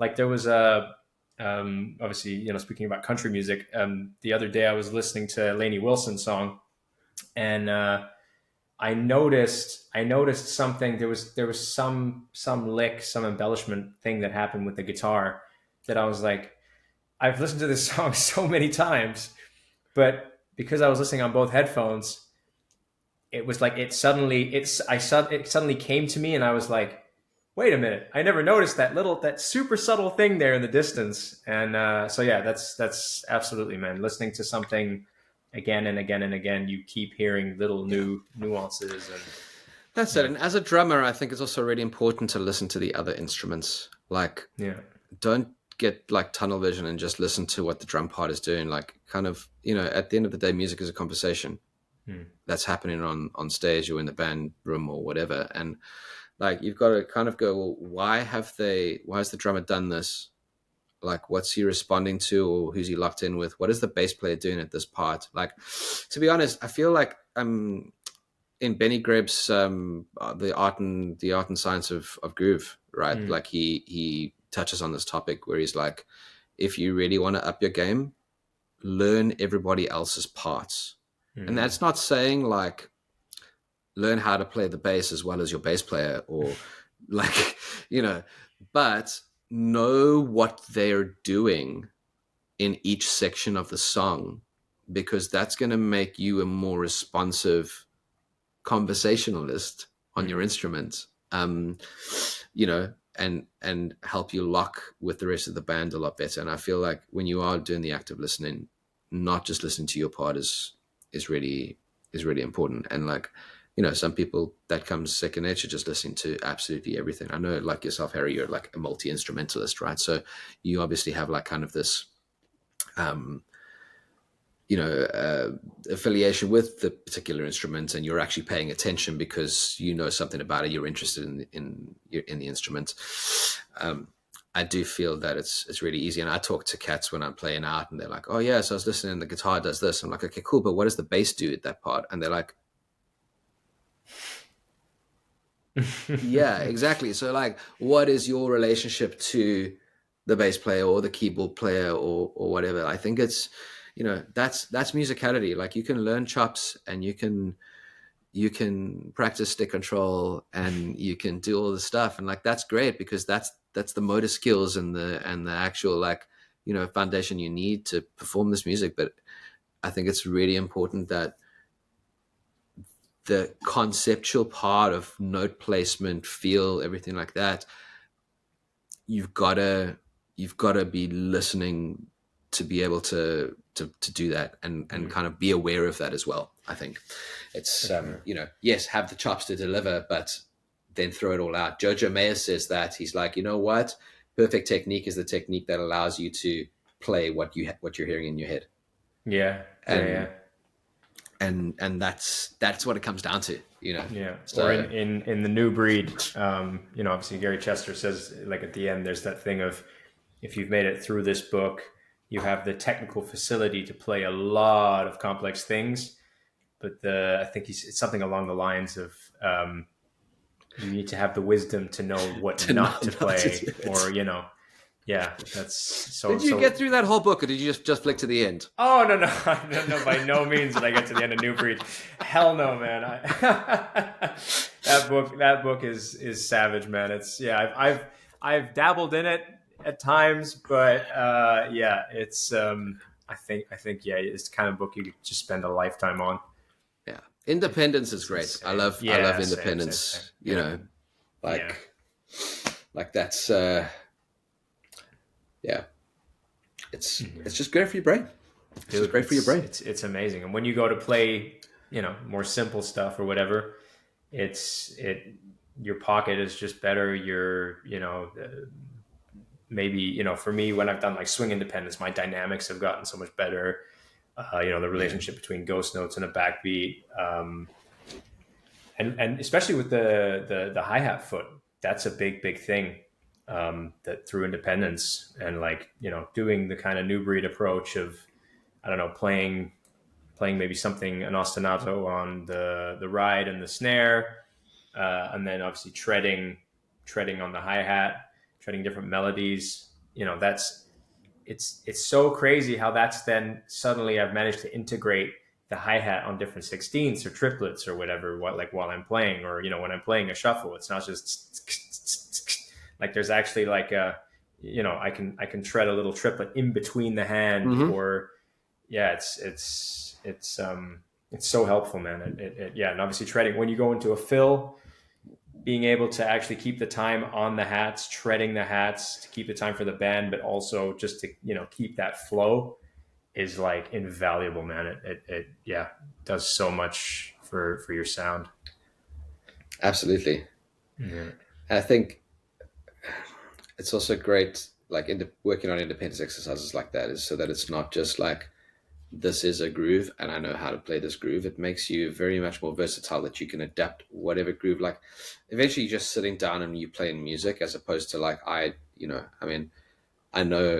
even as a teacher, like, like, kids are coming in and, I know this groove and I know that groove and I know the next groove. Like working on that independence just kind of frees you up to be able to be absolutely musical about it, which is really great. And then, then just go and switch it around and do the same thing with your left hand as well.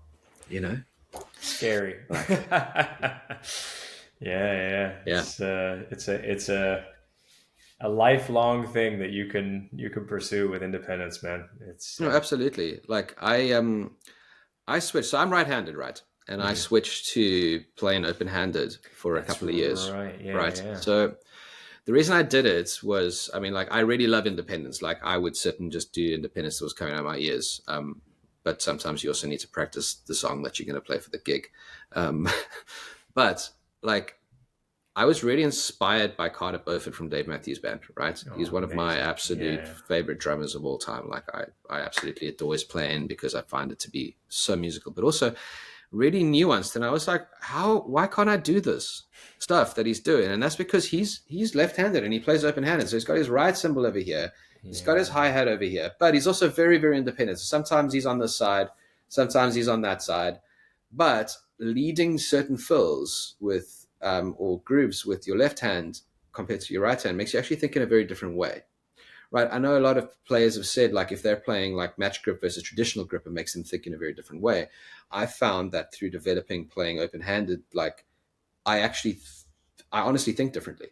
So I just decided one day, like, because I mean, my teacher was also left-handed who played a right-handed setup, but played open-handed, and I was like, oh, well, he's doing some cool stuff. So I thought, you know what? I've been doing this for, 9 years of my life or whatever at that point in time. And let me try and see if I'm going to make this change, and I'm just going to absolutely do it. And I spent the better part of the next 3 years only playing stuff open-handed. And it was a real thing because you had to absolutely rewire, I had to almost rewire my brain to be able to do stuff that came naturally like this, to do it like that. And like things were backwards and whatever. And eventually it was sitting nicely. And I was like, this is really cool. The problem came in when I went to go work on ships. So I did this before I went to go on a ship contract. The space wasn't there. I was used to playing on like bigger stages or whatever. And like sometimes they'll just chuck you in this tiny little corner. And I'm like, oh, damn, like I don't have space to put my right cymbal on my left-hand side now. So it's going to have to go back in the corner in this tiny little broken down 4-piece kit. Or, when you're in the orchestra pit with 9 other musicians and like if you have your right cymbal on the left-hand side now, it's bashing the bass player's head, like, because there's just no space for it. So that was also a really challenging thing, like to then have to flip my brain backwards. And to be honest, like I made a lot of mistakes. Like I would come off on a fill and I would absolutely just mess it up because like the natural way of doing it, like was me not playing open-handed, and I'd switched it around. I'm leading with a different hand. Like I'm ending on a different hand. Super weird.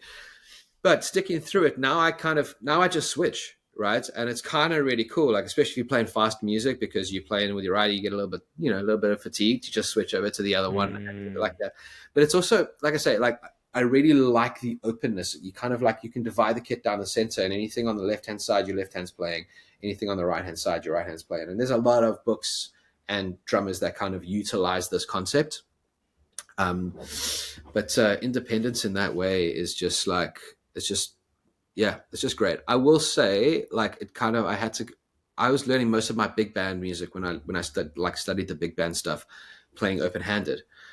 And that was a challenge coming back to playing, using my right hand as a lead, because all the triplets and the accented triplets and things like that I was leading with a different hand.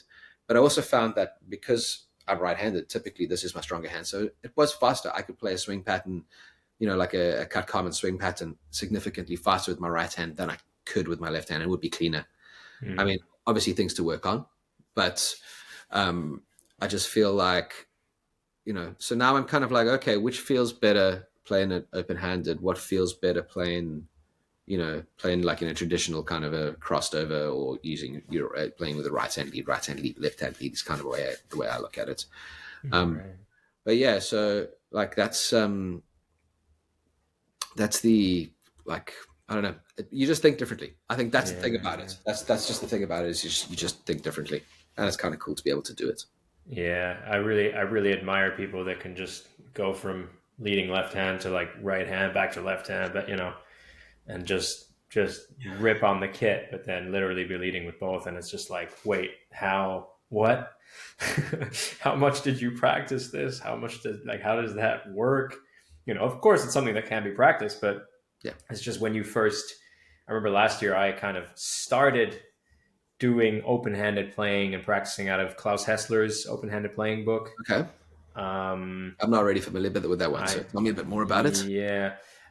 It's basically for anyone who literally wants to start playing open-handed. So I guess it goes from like complete, like really basic stuff, like exercises, to get your brain kind of used to, playing stuff like ghost notes on the right hand, and obviously, while playing an ostinato, leading with eighth notes or whatever on the left hand. Yeah. And like stuff that at the beginning maybe feels weird or disjointed, but then as you go along, you're like, oh, okay, cool, this kind of makes sense. But then obviously when you go back to leading with the right hand later on, when you're playing your songs or whatever, when you just want to play music, you're like, actually, it's like my brain now kind of understands when I'm leading here, even if I go to like a left hand lead because of, I did a diddle and I came out on the left hand, my brain suddenly is kind of recognizing that. And it's really interesting because you kind of come out, you'll even come out of a fill and like crash with the left hand up here or whatever, but it's not like, it kind of feels more natural. If that makes sense. It kind of flows better. Mm-hmm. It's kind of like you've unlocked this thing in your brain where suddenly we're realizing, which hand we're coming out on or leading with or whatever. So, but it's sadly I didn't stay consistent with it, and I just ended up going to I think my practice routine kind of fell apart again for a bit, and then once I came back to it, I wanted to prioritize other stuff, and so it's really tough to like really just prioritize a few things and stick with those things. And I was telling you earlier about me doing stick control, but then also I want to bring in Wilcox, I want to bring in syncopation, I want to bring in accents and rebounds, I want and then suddenly I'm doing 6 different books just for the practice pad, and I'm like, dude, just focus on like 2 or 3 books maximum. And even if I just focused on stick control, like just that book, that's great, that's consistent, that's like that'll help so much. Like it'll make such a change. But that's the thing about, man, like I think with any instrument, there's so many things you want to get better and you want to practice, you want to be able to play, but it really just takes consistent time to learn new concepts. It does. And there's just so much more. And the better you get, the more you realize how much you don't know. Like, I feel like that's one thing about it. And like, I feel like it can be a little bit like daunting maybe sometimes, or like I know a lot of musicians that are really hard on themselves, like going, like, wow, there's just so much I don't know, and like I've got to get better at this and I got to get better at that.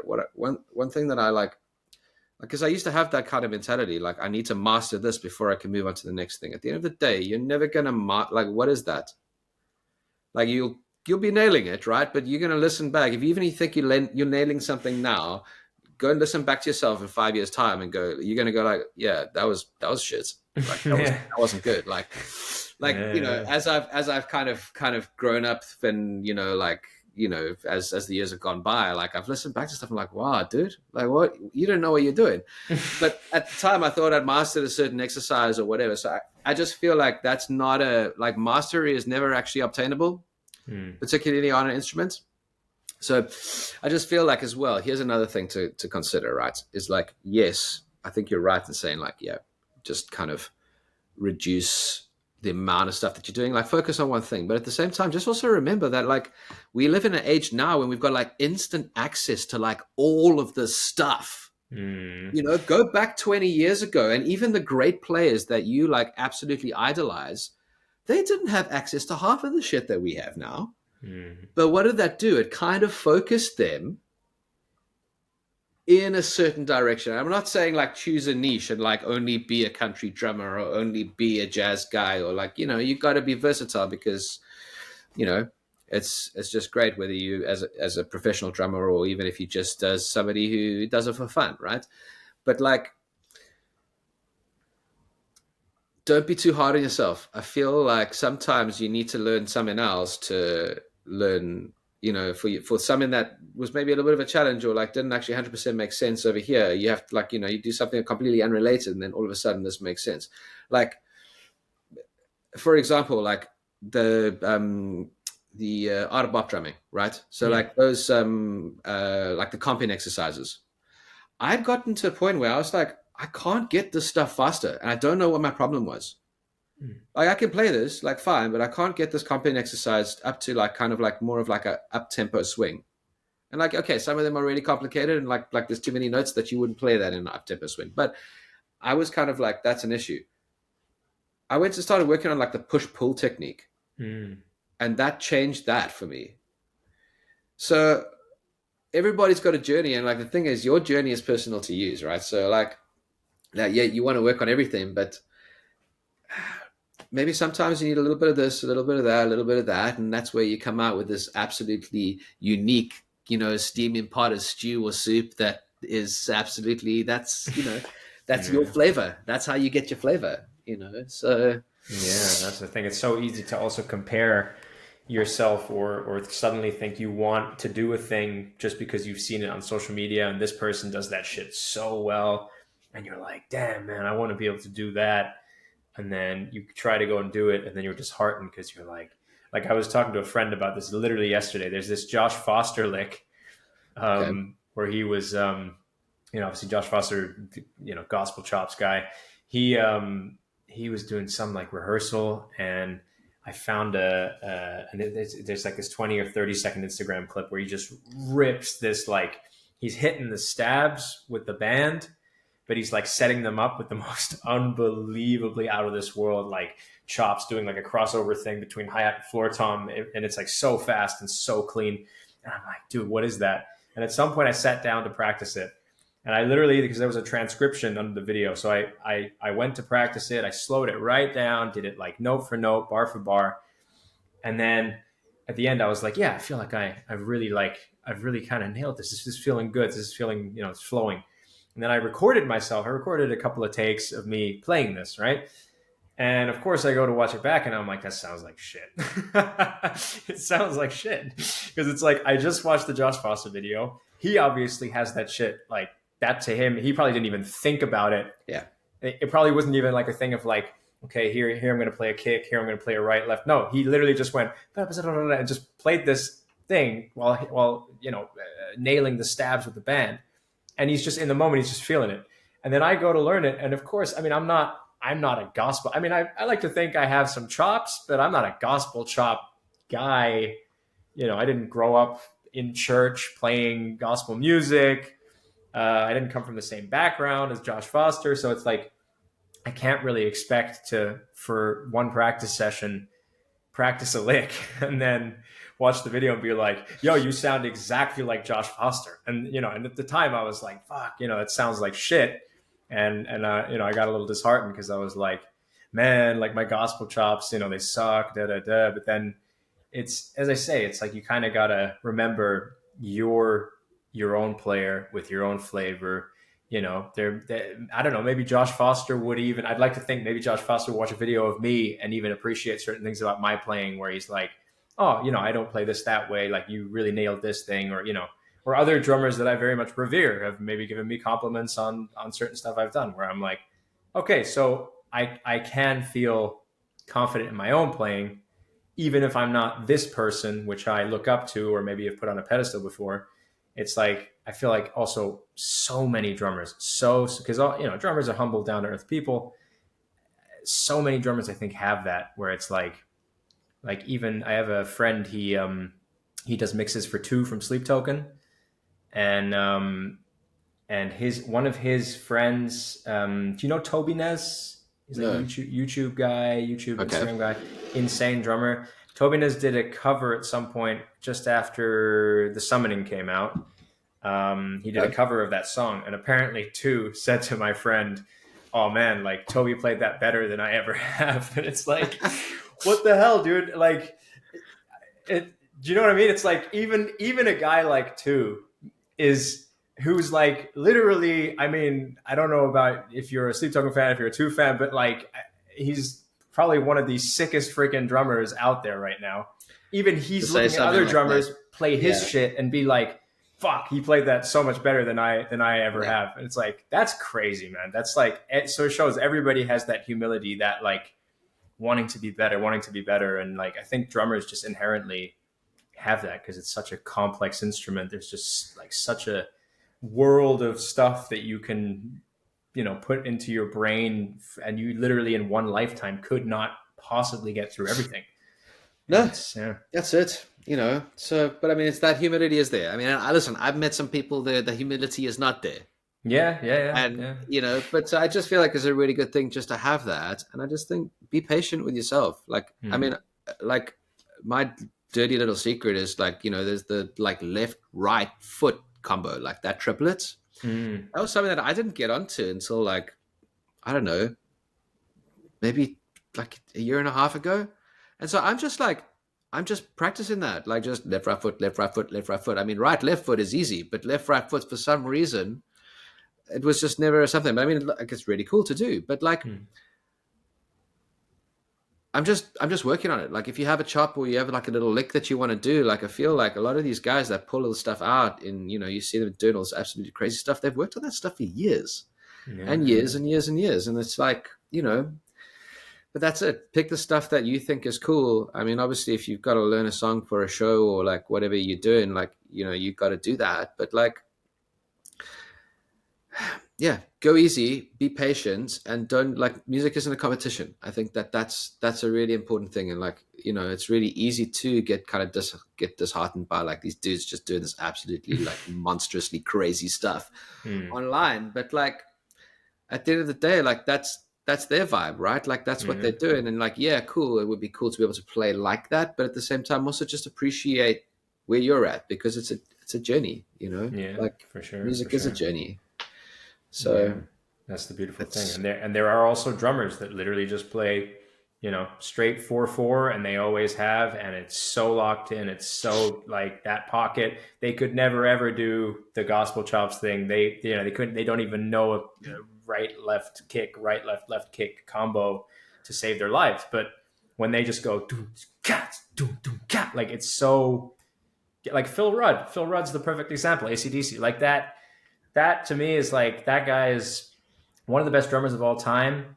But there's no chops. But it's, occasionally there was a little subtle flash there where you're like, okay, like he'd probably be able to play some pretty sick stuff. But he's just, he's just playing for the song. He's just got the powerful, right there. Got the most powerful backbeat, the hi-hat control, like, and that, I don't know, sometimes, like more often than not, I actually really value that more. Or like, this is why I love Nigel Olsson, Elton's drummer, right?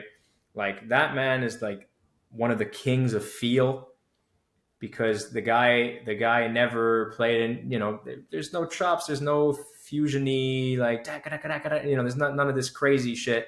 He's always just pure feel, man, going between groove and like his iconic tom fills, and then the little like quarter note triplet thing that he does around the kit, and like these really like simple things, but they're so they just touch your soul, man. Like it's all feel, and it's like, and that touches me actually way more than any of these gospel chops guys, Yeah. So, that's it. Playing for the music. And I think, I mean, like if you want to work, like, and so many people will say this, and I can attest to it, it's just lay it down, play for the song. Like nothing's more irritating than somebody who's just playing flashy chops all over the place. Like it's not about you. At the end of the day, like, okay, if you're at like a drum show or like doing a drum clinic, like absolutely just do all the chops you want to do, like cool. But when you're playing a gig, play for the music. It's not about you. You're there to support and lay a foundation for the band. Like, and that's number one, how you're going to get booked. And, like, I don't know. I mean, I see, like, if there's a drum solo that lasts more than 30 seconds, like, I get bored.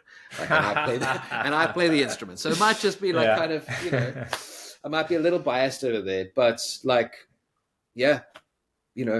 drums are not necessarily a solo instrument. I've never seen a drum set as a a solo instrument. Like it's an accompanying instrument that accompanies music, or even other percussion instruments, right? Like if you had like a percussion group with drum kit and some other stuff going on, like, okay, cool. But yeah, I think that's, you nailed it on the head there. Just the feel, lay it down, play the music. Like, dude, Jeff Porcaro he always said he doesn't play drum solos. He's a timekeeper, and and he's one of the freaking best to ever do it. So yeah, man, that's why those records sound so crazy good. Because he just had that mentality of like, yeah, I'm not here to like get in anyone's way. I'm not here to be flashy. I'm just here to like lay down a pocket, and that's it. And that's all I'm going to do. So yeah, man. So. But yeah, so kind of coming to the end, what would you say, like, for up and coming players? What would your kind of ultimate advice be? Like a valuable something valuable for up and coming players to take away from if they want to become a working drummer, or I'd say focus on your foundation. It's an important thing, right? Like if you're trying to build, if somebody's building a skyscraper, they've got a very deep foundation. It's very different from if you're building a single story house where you've got a foundation that's maybe a meter, like deep. Lay a foundation, because the deeper your foundation, the higher you're going to go. So practice your paradiddles, practice your rudiments, do all that stuff, right? But at the same time, I think it's really important to make sure that you keep music fun. So play stuff that you want to play, because ultimately there's going to be somewhere where you're going to be able to play that. Like there's no point like going, oh, I've got to practice this jazz so I can be a good drummer, but you don't like jazz at all. Like you'd never listen to it. So like, I mean, obviously broaden your horizons, listen to all styles of music. I'm not saying don't do that, but make sure that you just feel inspired. And also don't, like, it's okay sometimes to not feel inspired. I've been playing the drums for 25 years. And sometimes I'm really inspired to jump on the drums and play stuff. But sometimes I just don't, it's just not there. But at the end of the day, the cool thing about the drums is that they're always going to be there for you when you're ready to come back, that, and just don't compare yourself to other people. Everybody's got a different journey. Everybody's had a different path to get to where they're at right now. And your story and your journey is unique. So it's not a competition. Music is not a competition. I think that drum offs and drum competitions are probably the worst thing out there, because how do you judge, or how do you measure that? Who's a better musician? Like, it's not that. The only person you should be in competition with is who you were yesterday. And I think that's it. Just take it easy. Yeah, focus, put the discipline in, put the hours in. But like, at the end of the day, it's just music. Like, it's just music. So love that, man. Take it easy. Beautiful. Yeah. Beautiful. Yeah, man. So Greg, man, it was a freaking pleasure chatting to you, man. I had a blast. We ran at the beginning. I told you it's probably about an hour. We're almost 2 hours. Oh, wow. All right. Yeah, that's just been a fun chat. Like, I didn't even realize we've been, 2 hours. It's an attest to what a fun conversation this was, man. I really enjoyed. I feel like we could have kept talking for another 2 hours. Absolutely. But yeah, man, dude, thank you so much for taking the time. Thank you for having me on, Harry. I've had fun, and I appreciate it. And we'll probably do another chat that's maybe not recorded, and talk some more drums at some point. I think it'll be fun. Hell yeah, man, for sure. And is there anything you want to plug or shout out? Anything you got coming up? I'm gonna say probably not right now. Check out the Morgan Wallen Tribute UK, because I think that page is like 170 people away from 5,000 followers, organic followers that we've got in the last year. Also if you want to connect on socials, you can find my Instagram tag. I'm sure that Harry will tag it on this thing. And my thing is, like, I always like to, if there's some advice I can give to somebody, or somebody's got questions, I love to help people, at the end of the day. So yeah, that's what I'm plugging. I'm just plugging me. If you want to, just talk drums or just be like, yo, dude, you suck. That's also cool. Like, whatever. Dude, I love getting hate comments, man. I love getting negative comments. I actually thrive on that shit. It actually makes me laugh. Like people are like, oh man, if those people are so mean, like, how does that feel? I'm like, I actually find it hilarious because I realize, like, I always actually click on the profile and then I'll go look, and usually it's a anonymous profile. Strike number one. Mm-hmm. Then second of all, it's somebody with like no followers. Clearly they're not posting shit. They're not doing anything relevant.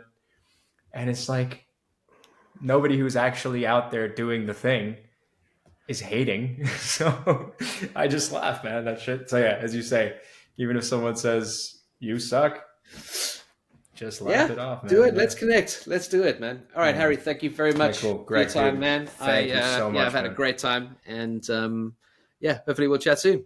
All right. Yeah, man. Cheers, Greg. Give me money.